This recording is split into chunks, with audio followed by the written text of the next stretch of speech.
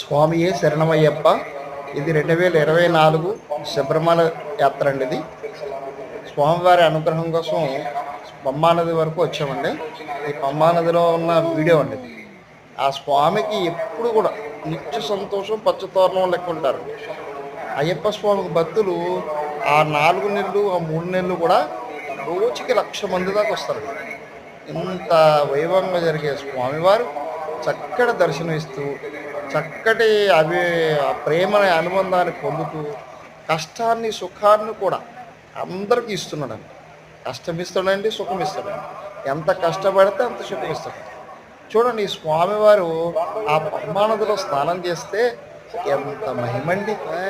ఇంత అంతా కదండి మహిమ, ఎవ్వరూ చెప్పలేరండి ఈ మహిమ గురించి. ఆ స్నానం చేయగానే అలసటంతా పోతుందండి. ఆ అనుగ్రహమే స్వామి శరణమయ్యప్ప.